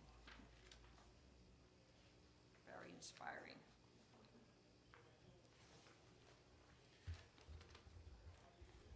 Hi, I'm Herb Schroeder. Thanks for inviting us to come here. When I started ANSEP in 1995, I had received a $100,000 donation for scholarships for engineers who happened to be Alaska Natives. And my boss, I was a new professor, the dean of the school came in, closed the office door, and said, we're going to send this money back. We're not going to dumb our school down and have a bunch of Alaska Natives here. And I was stunned. I didn't know what to do about this. And I took it up through the administration, and everybody's attitude was kind of so. And we looked, and we found that in the previous 15 years, only 2 students had ever graduated from our school who had been Alaska Native.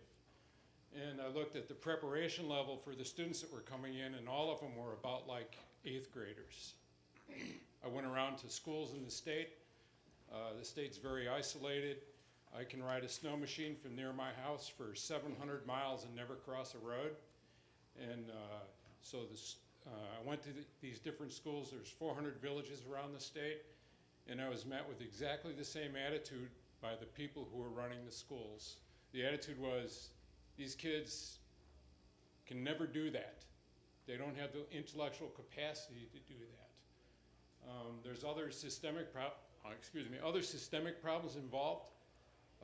Alaska Native people are the poorest demographic in the nation, and that extends into the urban centers in Alaska.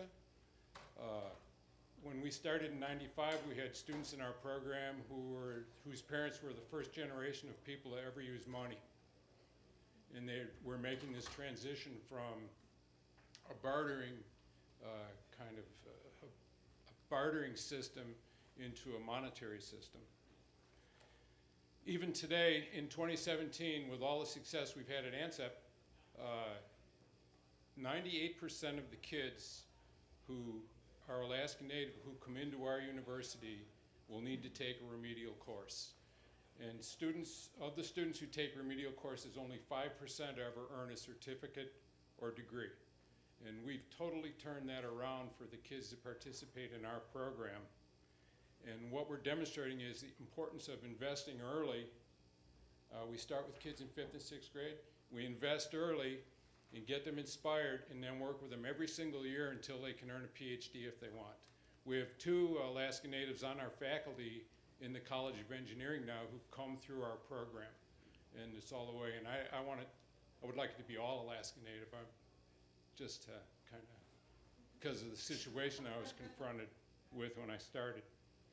The Urban Institute found that there's no comparable program in the nation, and that the ANSEP students outperform all students on the average in the nation. Hello, Michael Borikowski, ANSEP alumni, and I work with Herb with ANSEP. So through place-based, experiential, collaborative, fun, and challenging experiences, we begin working with students as early as 6th grade and provide annual opportunities to work with us through middle school, through high school, and into university undergraduate and graduate degree programs. As Herb mentioned, we started with just 1 student in 1995, and now we have over 2,500 students across Alaska from 6th grade through the PhD, and 600 alumni who are working in the oil and gas industry, with state and federal agencies, and in education. So by inspiring students early and providing guidance along their academic pathways, and providing multiple opportunities to prepare academically, socially, and professionally for college and careers, ANSEP is improving academic outcomes. We're eliminating the need for university remediation and the associated costs to the government and the students and families. We're saving the students up to 2 years of college education costs. We're saving the state millions in government funding because we're reducing that time to a college degree, and providing the students the opportunity to earn up to 2 years of college credits toward a variety of different baccalaureate degree programs while in high school. And so for example, some of the things we're doing, we build computers with 50 middle school students at a time, half boys, half girls, and they assemble all the parts and pieces they need for the computer to get it up and running. download the operating system and the software, and ultimately they get to take this computer home with them. Their goal is to finish Algebra 1 by the end of 8th grade. And so 77% of our ANSEP students are reaching that goal. Nationally, only 26% of students of all ethnicities and genders finish Algebra 1 by the end of 8th grade. At the high school level, our students are taking college courses taught by university professors for both college and high school credit. And our university students benefit from a community on the campus that supports them academically by providing peer networking, peer academic study groups, professional networking opportunities, as well as financial aid opportunities. And so what we've done is use the funding from our strategic partners to be able to demonstrate the effectiveness of what we're doing from middle school through university and being able to transition to federal and state funding support. Thank you so much. It's really terrific.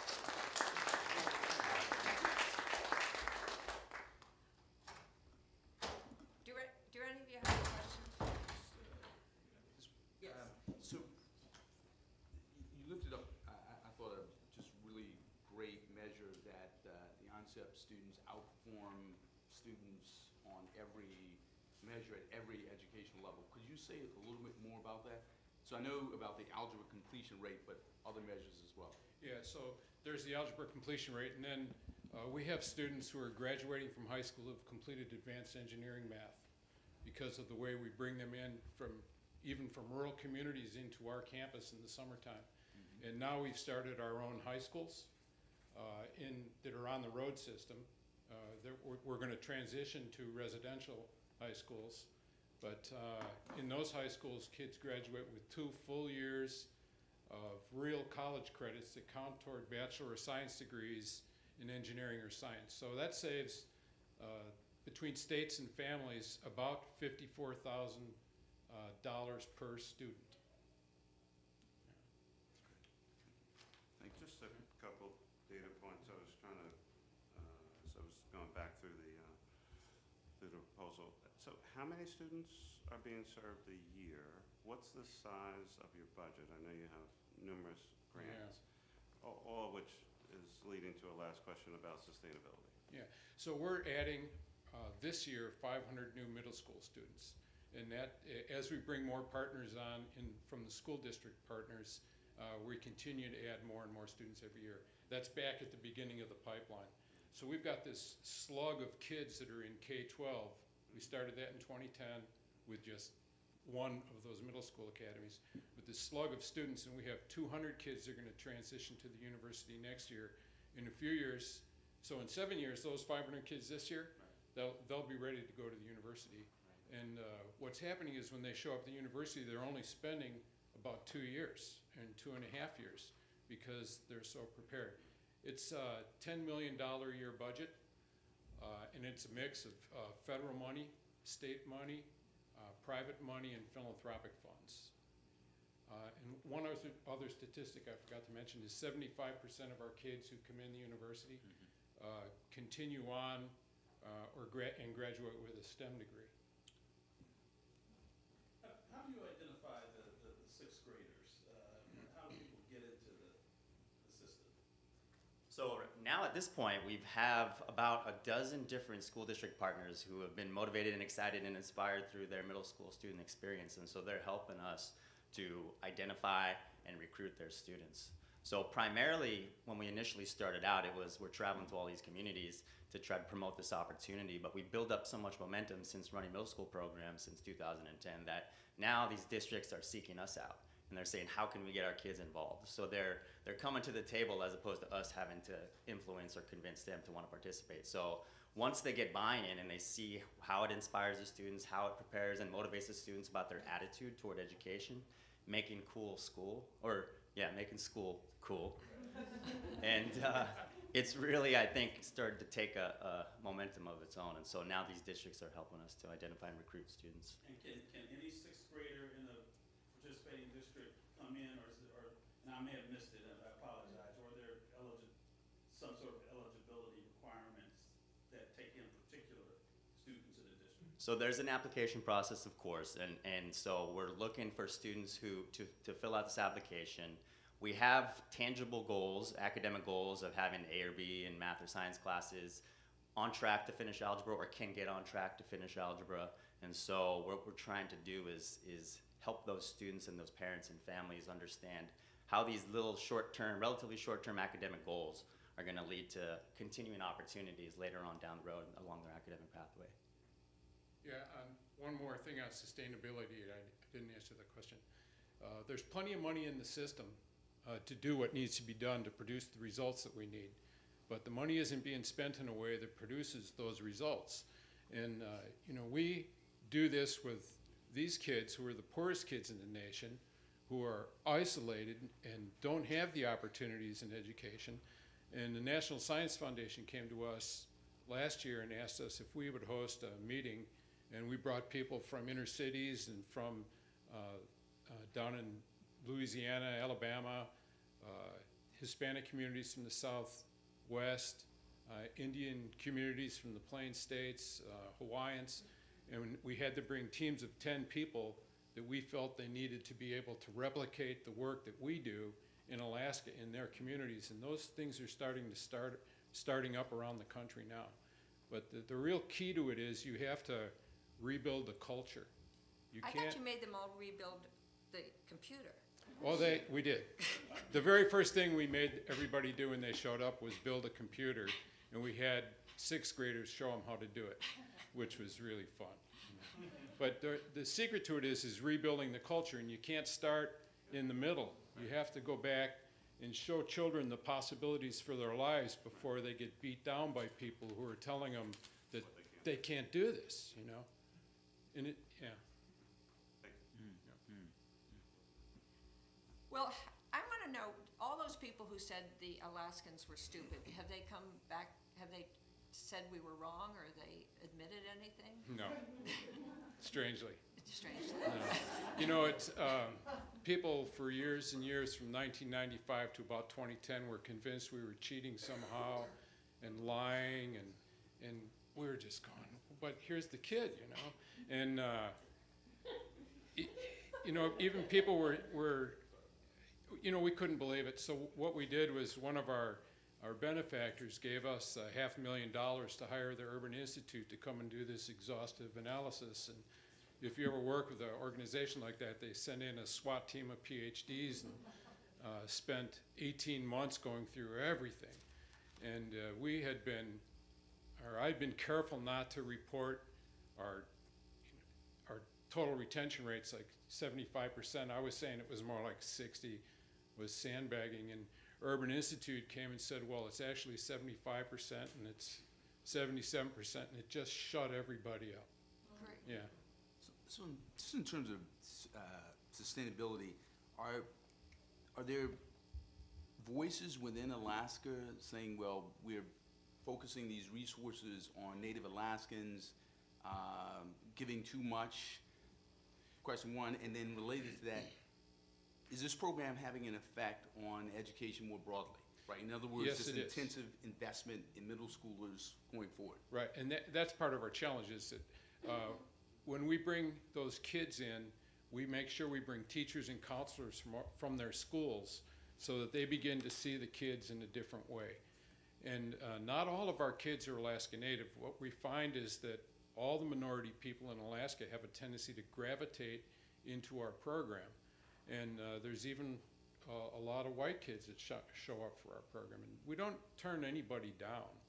It's, so it's not exclusive just for Alaska Natives. But people, you know, there's still people that we have to convince going forward that it's important to invest early. When you get a new governor, governors always end up at ANSEP when they get elected. And, you know, they want to see something happen in 4 years. And if you invest in a kid in middle school, it's at least, you know, you're looking at 10 or 11 or 12 years before they get a degree. So, but now, since we've been doing this since 2010, we're starting to make some headway there. The governor was in our building yesterday because he's interested in what we're doing. Yeah. Good. Oh, that's very, very good. Yeah. But, and why couldn't, I mean, $10 million is some money, but it's not that much money. No. So really, you should get more money. Well, I agree. You know, if you look at, there's 1,000 kids a year that come into the University of Alaska and need remediation. And it's about $25,000 per year per student. And so you're spending all this money, and only 5% of those students ever earn a certificate or degree. So that's money that's just, not to mention the $18,000 per year per student in the K-12 system who graduate thinking they're ready for college, and then they have to be remediated. Right. And then the social problems that result from the failure and the feelings of failure and low self-esteem from being told you're ready to go to college and fail and go back home. This is, you know, so we're dealing with all these issues on all these different fronts, and I had no idea when I started. I just wanted to make some native engineers. Well, thank you very much. I hope that lots of people in Alaska celebrate you, and that throughout the country they take up your really good example.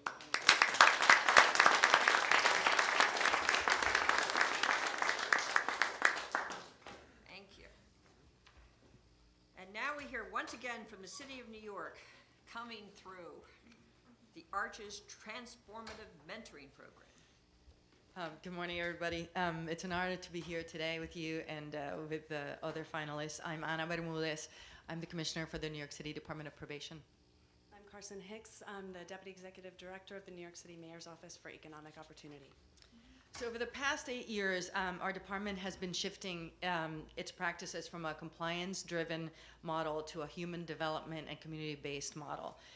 We're engaging with the people under our care better, and we're doing it in the places where they live. Currently, we have 7 community-based offices that offer a wide variety of services, each of which has a community stakeholder board, and they're located also in the 7 communities where a substantial number of residents are under criminal justice supervision. These communities are the hubs for the Arches Transformative Mentoring Program, which has more than lived to its title of or goal of transformation. It has transformed the field of mentoring itself with the who, the how, and the where. It has transformed the way the department engages with its most challenging young people. And most radically, it has transformed the way the department, which is a justice agency, engages and collaborates with the communities we serve, and particularly the justice-involved residents. Arches operates through agencies that have strong ties to those communities. The mentors, who must be paid staff members, are individuals who have been through the justice system and are able to help youth exit the system. They're who we call credible messengers. These critical components of Arches came about from pretty authentic dialogue and discussions with our community members. From the get-go, we met with justice advocates, justice-involved residents, and other neighborhood leaders to discuss solutions to the problem we were trying to address. Too many young people, particularly young men of color, under criminal justice supervision. Too many with, pardon the expression, arrested development in education and employment. Too many involved in violence with its attendant trauma. This two-way street has then existed throughout. They help fine-tune the RFP.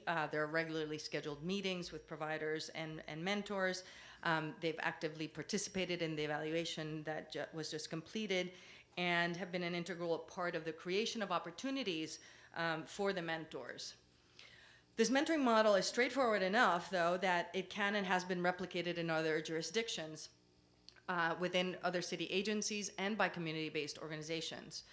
Interested entities can and have attended our Credible Messenger immersion workshops, and most recently, the Obama Foundation's My Brother's Keeper Community Challenge highlighted Arches as an evidence-based model to implement, largely due to the strong impact evaluation recently published by the Urban Institute. Thanks, Anna. So the Urban Institute, as the last presentation talked about, also evaluated our program and really found hugely significant felony reconviction rates that were far, sorry guys. No, that's okay. My bad, sorry. Okay, far lower felony reconviction rates for Arches participants, 69% lower at 12 months and 57% lower at 24 months after beginning probation. This is relative to a matched comparison group, matched on risk, level, and demographics. Arches is also producing positive attitudinal and behavioral changes, including in emotional regulation and future orientation as measured by pre-post tests. The program itself focuses on the needs of a well-defined group, high-risk young adult probation clients ages 16 to 24 who have low educational attainment and minimal employment histories. It also targets high-poverty neighborhoods that have low educational attainment, concentrated public housing, lots of disconnected youth. Some of the clients themselves go on to become credible messengers. This is not something we ever foresaw when we started the program. And it really is addressing a problem of national scope and scale. Governments are spending millions, as we've heard with previous presentations, on the criminal justice system writ large. We know that young people are really likely to have high recidivism rates, disproportionate minority contact, and we really know the negative consequences of criminal conviction and justice involvement in terms of employment rates, wages, earnings, educational attainment, etc. So this is really meeting a need in terms of reducing justice involvement. Thank you. Thank you very much. Really great that you guys could work together and produce such an extraordinary program. Do any of you have any questions?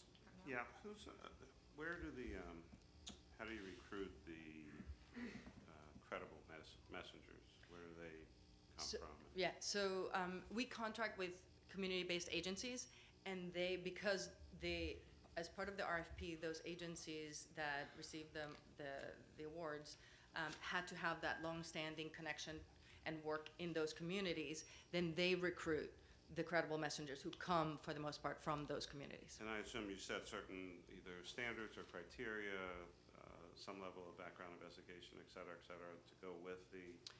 Yes, correct. I mean, there are some, I guess, prior crimes for which there is an exclusion, but not so many. You know, so the agencies vet the credible messengers. So to the extent that you use a variety of tools, right?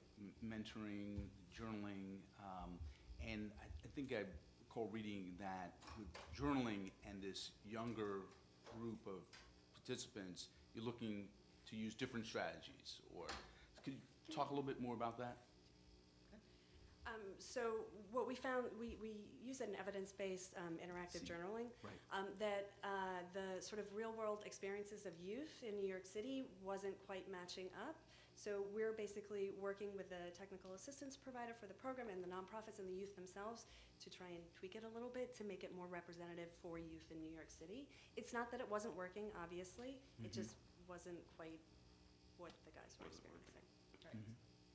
However, the fact that the group mentoring is based on a curriculum and with an intentional goal of, as Carson was saying, you know, emotional regulation, decision making, and all that is a critical component of the program. So if somebody was going to replicate it, they wouldn't necessarily need to use interactive journaling like we did, but they would need to figure out a curriculum that is age appropriate and culturally appropriate to the group that they're serving. Right. So you train the mentors first, and how many hours are they trained? You know, I'm not sure I know exactly how many Well, hours, I mean, but we hired also, know as part of this contract, yes, we right, hired a technical assistance and training outfit, but they get trained in group facilitation, restorative justice, stages of change, motivational interviewing, and adolescent brain development. So it's a fairly lengthy process. And ongoing, right. Training as. And then could those mentors then go on and get a different type of job? So that's great. So that's one of the feedback we received as we've been doing this and meeting with folks, the mentors themselves, because they were in the system, so they were impacted negatively as much as anybody else, right? So they needed some mobility as well.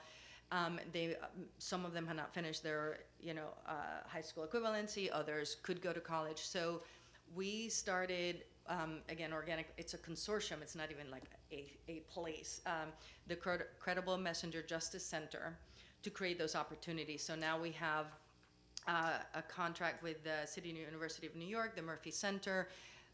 They're doing a certificate program for community organizing, for example, that the mentors can participate in, and those credits that they get can transfer to credits at CUNY to continue their education if they need to. We're also, there's also other, There's something at the New School, which is one of our local universities that offers educational credits and others specifically for credible messengers. So there's really been a movement in New York City around credible messengers, and the field is really growing. Right. Well, that's terrific, because you want them to be helped as well. Because the statistics on the kids in the program are really quite impressive. But you also want the credible messengers to be helped, so it's a twofer. So well done. So how many providers? 13. 13? Yeah. And there are 450 participants across 13 providers? Correct. Am I reading that right? Correct. And the outcomes, you talked about recidivism. Mm-hmm. Are there other outcomes? Well, we have like programmatic related outcomes in terms of completion. That has to do with completing 4 of the interactive journals, et cetera. But the main one is recidivism. And in your write-up, there's an interesting discussion of an issue with the credible messengers where they had adopted some practices that were more consistent with traditional social work, if I'm reading this right. And then there was some pushback on that. Could you explain that? I thought that was kind of fascinating. So consistent with what Ms. Kennedy just asked us about the advancement of the mentors, right? As more, they were both asking for more skills, right? Because the young people they're working with are difficult to engage sometimes, and they needed to understand a little broader range of concepts and approaches that were similar to, were within the social work, field, domain. And so then there was a question, well, should we create a certificate program for credible messenger mentors? But then as you, quote unquote, professionalize this work, they were concerned, and others were concerned, we were concerned about then losing that authenticity of connection, of that credibility factor, right? And the street cred, or if that means that you start talking the way that traditional people, what we have found is that you can get those credentials and still keep your authenticity voice, right? But that we're still prioritizing that when we hire, when we are assessing who is an effective, credible messenger, because just because you went through the system doesn't make you a credible messenger. Okay, you have to have that ability to engage and to not just your only move be, well, I was there, I did that, I'm now here, you can do it too. That doesn't work, So that's why that combination of training and then keeping your authenticity can be challenging, but it's really important. Thank you. So my question is, I'd like you to talk to us about getting initial buy-in from stakeholders. What inspires the question is, any sociologist, criminologist worth their salt will say these sorts of programs, informal social control, internal social control, are much better than formal social control. However, programs like, midnight basketball get caricatured in the political economy in which we live. So how do you go to get initial buy-in from people whose worldview is wrapped up in formal social control? So Anna is going to speak to this, but I do want to just relay, this was part of a broader effort, the Young Men's Initiative in New York City, which launched in 2011. Justice and justice involvement was a huge area for the Young Men's Initiative. So we had massive buy-in already at the mayoral level, across the relevant city agencies. I think part of what you are asking, of course, is more local community level and things like that potentially. But we had a lot of buy-in to begin with. Yeah, and now there's so much talk about credible messenger and all that stuff that everybody's like, oh, of course, not then, okay? Because even within our agency, this was also being at the same time as we were going out and doing service delivery in the community, So what we did was that anybody doing work in communities, we advertised the job internally, basically, so that we had the people who believed in this also be the ones out there, right? And then when Arches came along, perhaps not surprisingly, even community-based organizations who did justice work were like, really? Really? And so this was an evolution, and that's why those community meetings were so important, because this is the type of work, as you just said, the informal social controls that happen, they happen in every community that's challenged by these issues. And so we were just trying to harness that and make it paid, because that's the other piece that, in terms of the transformation of the mentoring field, having paid mentors was also had not been seen all that much. And so we really needed to make this a very intentional process. Well, thank you very much.